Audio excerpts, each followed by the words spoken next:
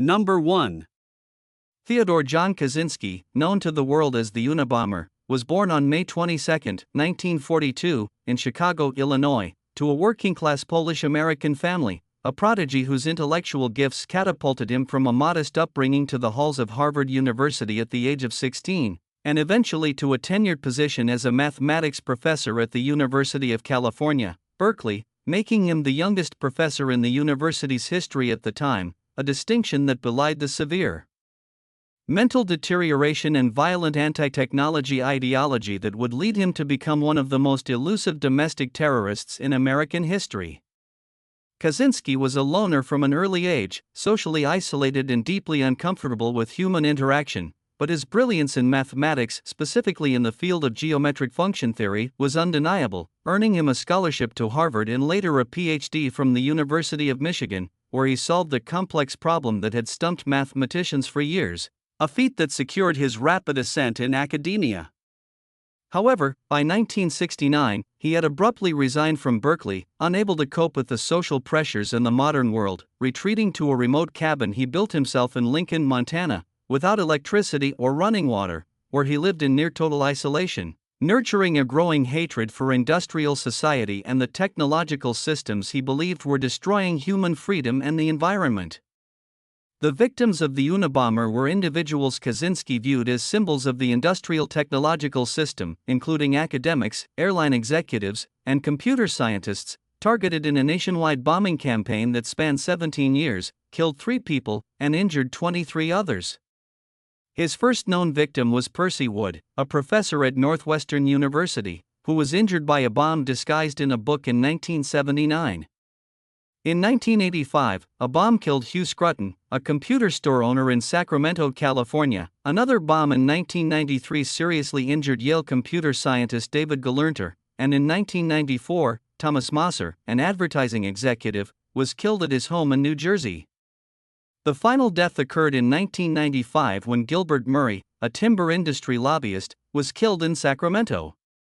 The victims were often targeted based on their professions, viewed by Kaczynski as enemies of nature and freedom, and the randomness and sophistication of the devices, often made from handcrafted wooden components and untraceable materials, created a climate of fear across the country. The setting for Kaczynski's crimes began in the Chicago area, where he placed his first devices, and later centered around the Bay Area and Sacramento, California, near where he had lived and worked.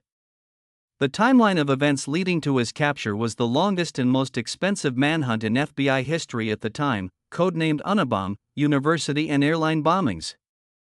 The crimes themselves were acts of meticulous craftsmanship. Kaczynski constructed bombs using scrap metal, wood, and homemade explosives, designed to detonate upon opening, often containing misleading clues to throw investigators off the scent, such as the initials FC, Freedom Club, stamped on components. The discovery and initial investigation were hampered by the lack of any traditional motive or connection between the victims, leading to a massive, multi-agency task force that included the FBI, ATF, and U.S. Postal Inspection Service, which chased thousands of leads for years without success. The forensic investigation involved the painstaking analysis of bomb fragments, which revealed the maker's unique signature, sanded wood, hand-fashioned switches, and the use of specific types of wire and glue, but the materials were so common that they provided no direct link to a suspect. The breakthrough in the investigation came not from forensic science, but from Kaczynski himself. In 1995, he sent a 35,000-word manifesto, Industrial Society and Its Future, to the New York Times and the Washington Post, promising to stop the bombings if the document was published. The FBI advised the papers to publish it in the hope that someone would recognize the author's unique writing style.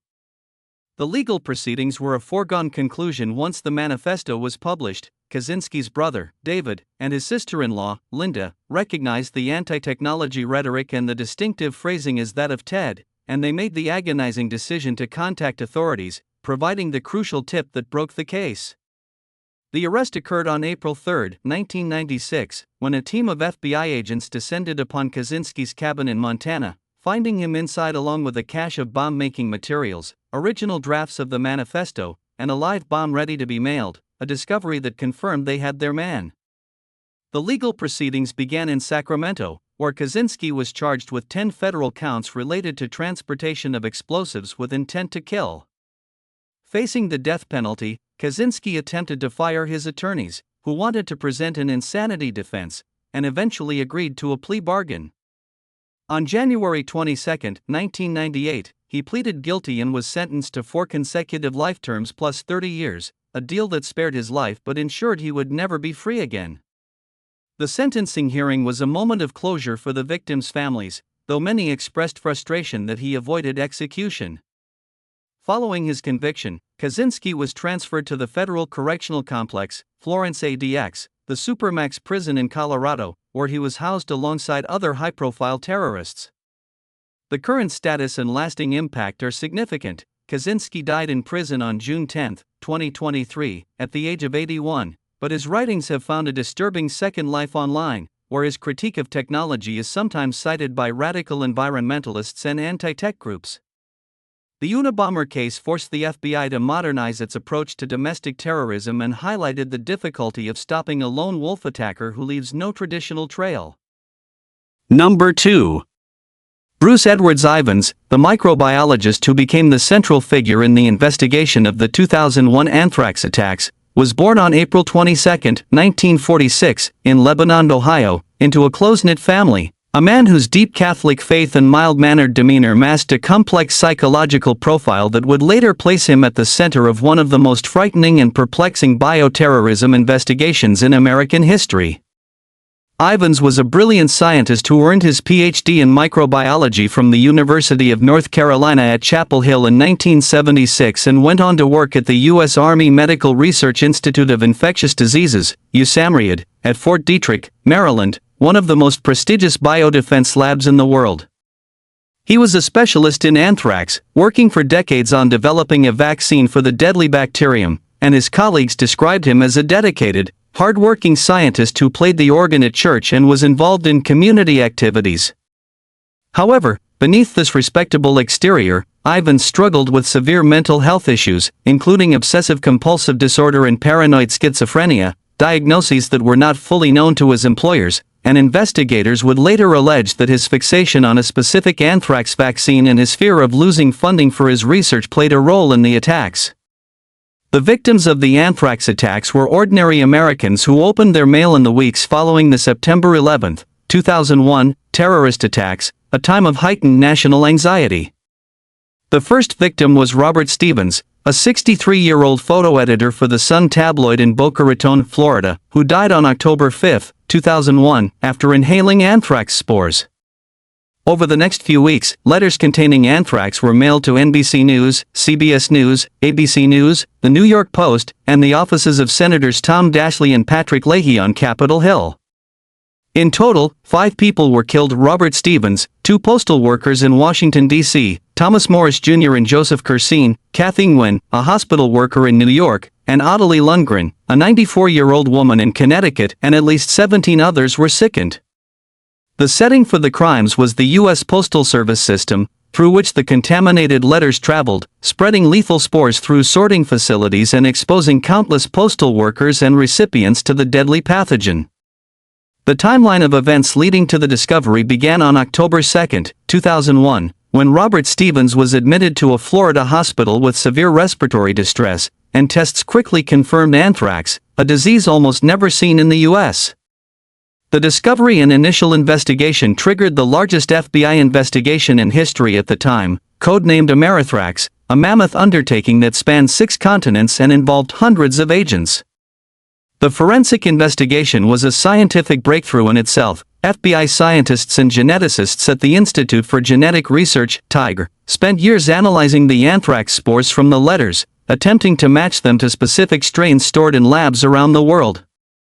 The breakthrough came when scientists determined that the anthrax in the letters was the Ames strain, a specific variety of anthrax used in U.S. biodefense research. The investigation narrowed the source to a flask of anthrax spores labeled RMR 1029, which was under the control of Bruce Ivins at USAMRIID. The investigative breakthrough involved not just the genetic match, but a deep dive into Ivins' history, which revealed that he had a history of making bizarre threats that he had failed to report his anthrax decontamination work properly, and that he had sent emails with chilling parallels to the language in the anthrax letters. The legal proceedings were never fully realized. As the FBI prepared to charge Ivins with the attacks, the pressure mounted. Ivins maintained his innocence, but his mental health deteriorated rapidly under the weight of the investigation. On July 27, 2008, Bruce Ivins died by suicide in a Frederick, Maryland, hospital after an overdose of prescription Tylenol and codeine, a death that brought the criminal case to an abrupt end. The sentencing and post-conviction phase never occurred, but on August 6, 2008, the FBI formally declared Ivins the sole perpetrator of the attacks, closing the case. The current status and lasting impact are that the case remains controversial, with some of Ivins' former colleagues and some members of the scientific community questioning whether the evidence was sufficient to convict him in a court of law, though the FBI maintains that the scientific and circumstantial evidence was overwhelming. The anthrax attacks led to a massive overhaul of the U.S. postal system's security, a multi-billion-dollar investment in biodefense research, and the creation of new laws regarding the possession and transfer of biological agents, changing the landscape of American public health and national security forever. Number 3. Aafia Siddiqui, a Pakistani neuroscientist who studied in the United States, was born on March 2, 1972, in Karachi, Pakistan, into an educated, middle-class family, a woman whose intellectual brilliance took her to the Massachusetts Institute of Technology, MIT, and later to Brandeis University, where she earned a PhD in cognitive neuroscience, a trajectory that represented the pinnacle of academic success but which would later take a dark and violent turn. Siddiqui was described as a quiet, studious young woman during her time in the U.S., but after the 9/11 attacks, her name surfaced in connection with investigations into Al-Qaeda, and she left the U.S. in 2002 under mysterious circumstances. The victims of Aafia Siddiqui's crimes were U.S. military and FBI personnel stationed in Afghanistan, whom she attacked during an interrogation in 2008. On July 17, 2008, Siddiqui was detained by Afghan police in Ghazni, Afghanistan, after she was found loitering near a government building with a young boy, carrying documents that referenced chemical weapons and locations in the U.S., as well as jars of chemicals. The following day, a team of U.S. soldiers and FBI agents arrived at the police station to interview her. The crime itself occurred when Siddiqui, who was being held in a room behind a curtain, grabbed an unsecured M4 rifle from one of the soldiers, uttered Allahu Akbar, and fired 2 or 3 shots at the Americans, missing them. A U.S. Army warrant officer returned fire, hitting her in the abdomen, and she was subdued.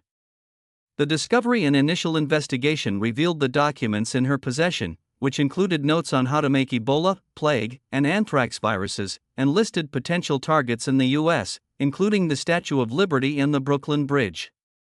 The forensic investigation focused on the weapon used and the testimony of the soldiers present, who described a chaotic and unprovoked attack. The breakthrough in the investigation was her capture and the recovery of the incriminating documents, which linked her to high-level terrorist plots. The legal proceedings began with her indictment in the United States District Court for the Southern District of New York on charges of attempted murder and armed assault on U.S. officers. Siddiqui's trial was a highly charged and controversial event. She was removed from the courtroom multiple times for disruptive behavior, and she refused to work with her defense team, claiming that the trial was a conspiracy. The prosecution presented the testimony of the soldiers and the forensic evidence of the rifle, while the defense argued that she had been tortured in secret prisons for years prior to her capture, an allegation the U.S. government vehemently denied. The jury deliberated for 3 days before returning a verdict on February 3, 2010, finding Siddiqui guilty of all 7 counts, including attempted murder. The sentencing hearing took place on September 23, 2010, and Judge Richard Berman sentenced her to 86 years in federal prison, a sentence that reflected the severity of the assault on U.S. military personnel. Following her conviction, Siddiqui was transferred to the Federal Medical Center, Carswell, in Fort Worth, Texas, a prison for female inmates with medical or mental health needs. The current status and lasting impact are that Siddiqui remains in prison, and her case has become a cause célèbre for terrorist groups, including ISIS and Al-Qaeda, who have repeatedly demanded her release and attempted to trade hostages for her, making her one of the most famous female terrorists in the world today. Her case also highlighted the challenges of dealing with highly educated individuals who use their scientific knowledge for violent ends. Number 4. Masami Tsuchiya, a Japanese chemist and member of the doomsday cult Aum Shinrikyo, was born on January 6, 1965, in Japan, a man whose advanced degrees in organic chemistry made him the perfect candidate to lead the cult's chemical weapons program, a role that led to the production of the deadly sarin nerve gas used in the 1995 Tokyo subway attack. Tsuchiya was a talented researcher who joined Aum Shinrikyo after graduating from university, drawn to the cult's charismatic leader, Shoko Asahara, and he quickly rose to head the Science and Technology Ministry, where he oversaw a sophisticated laboratory that produced not only sarin but also VX gas and other chemical agents. The victims of Tsuchiya's work were the thousands of commuters who were exposed to sarin on the Tokyo subway on March 20, 1995, an attack that killed 13 people and injured over 5,000 others, many of whom suffered permanent neurological damage. The attack was carried out by cult members who punctured bags of liquid sarin on 5 subway cars during the morning rush hour, targeting lines that passed through the government district. The setting for the crimes was the heart of Tokyo's public transportation system, a symbol of Japan's modernity and order. The timeline of events leading to the discovery began almost immediately, as commuters began to fall ill and emergency services were overwhelmed by calls. The discovery and initial investigation was a massive operation by the Tokyo Metropolitan Police and the Japanese Self-Defense Forces, who identified the chemical agent as sarin and quickly traced the source to Aum Shinrikyo, which was already under investigation for a previous sarin attack in Matsumoto in 1994. The forensic investigation involved the analysis of the liquid sarin found on the trains, which was determined to be of high purity and sophistication, pointing to a laboratory-scale production capability that only a few organizations in the world possessed. The breakthrough in the investigation was the raid on the Aum Shinrikyo compound at Kamakushiki, where police found a massive chemical factory, precursor chemicals, and documentation of Tsuchiya's experiments. The arrest occurred on May 16, 1995, when Tsuchiya was taken into custody, and he eventually confessed to manufacturing the sarin used in the attack. The legal proceedings were part of a massive trial of Aum Shinrikyo leadership, which took place over several years. Tsuchiya was indicted on charges of murder and violation of the Explosives Control Act. The trial heard testimony from Tsuchiya himself, who described in chilling detail how he had synthesized the sarin and other chemical agents, and how he had even attempted to produce botulinum toxin. On July 17, 2000, the Tokyo District Court sentenced Tsuchiya to death, a sentence that was upheld by the Tokyo High Court in 2004 and by the Supreme Court of Japan in 2015. The sentencing hearing marked the end of a long legal battle, and Tsuchiya remains on death row in Japan as of the most recent reports. The current status and lasting impact are that the Aum Shinrikyo attack remains the most serious terrorist attack in Japanese history and the first large-scale use of a chemical weapon of mass destruction by a non-state actor, a watershed moment that forced countries around the world to reassess the threat posed by religious cults and non-state actors with access to scientific expertise. Tsuchiya's role in the attacks highlighted the danger of scientists who turn their skills toward mass murder. Number 5. Ali Al-Timimi, an American computational biologist and Islamic lecturer, was born in 1963 in Washington, D.C., to an Iraqi-American family, a man whose impressive academic background. He studied at George Washington University, the University of Maryland, and was a doctoral candidate in computational biology, was coupled with a deep religious conviction that would eventually lead him to become a key figure in the Virginia Jihad Network. Al-Timimi was a respected member of the scientific community, working on cancer research and genome projects, and he was also a charismatic speaker who lectured on Islam, attracting a following of young Muslim men in the Washington, D.C. area. The victims of Al-Timimi's crimes were the U.S. soldiers who were targeted by the members of the network he encouraged to join the Taliban in the days following the 9/11 attacks. While Al-Timimi did not commit violent acts himself, he played a crucial role as an ideologue and recruiter, urging his followers to take up arms against the United States in defense of the Taliban. The setting for the crimes was the Washington, D.C. suburbs, specifically the Dar al-Arqam Mosque in Falls Church, Virginia, where Al-Timimi gave lectures that prosecutors argued were designed to incite treason. The timeline of events leading to his arrest began immediately after September 11, when a group of men known as the Virginia Paintball Players began training with weapons and playing paintball in preparation for jihad. The discovery and initial investigation came after several of these men traveled to Pakistan and attempted to join Lashkar-e-Taiba, a terrorist organization fighting in Kashmir. The FBI, which had been monitoring the group, arrested several members, who then cooperated with authorities and identified Al-Timimi as their spiritual leader and the driving force behind their decision to go to war. The forensic investigation involved the analysis of Al-Timimi's lectures and emails, which prosecutors argued were not merely religious instruction but specific incitement to violence.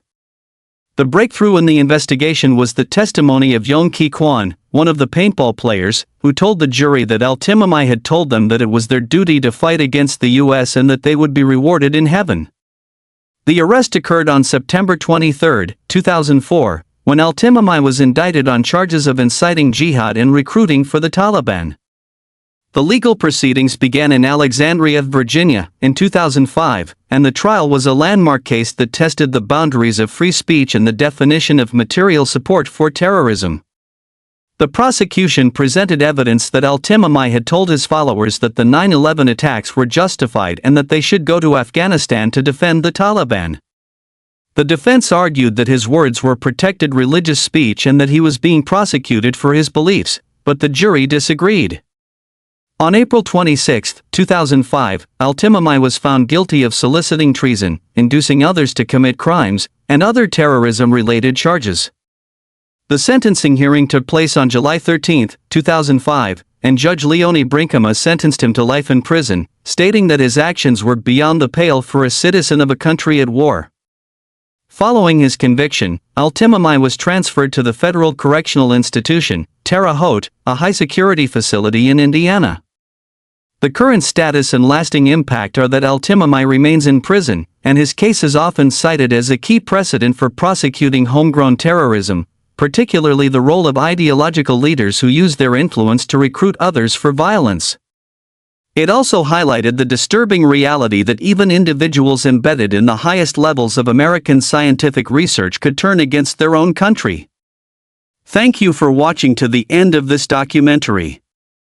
If you found this in-depth examination of scientists who betrayed their oath to knowledge and humanity informative, please take a moment to subscribe to the channel and turn on notifications so you never miss a new video.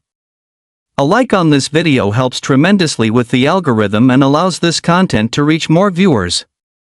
I would love to hear from you in the comments below. Which of these cases had the greatest impact on you, and what are your thoughts on how intelligence and ideology can intersect to create such dangerous individuals? I am also genuinely curious to know where in the world you are watching from right now, as this channel reaches a global audience and it is always fascinating to see the diverse locations of our community. Thank you again for your time and attention, and I look forward to seeing you in the next video.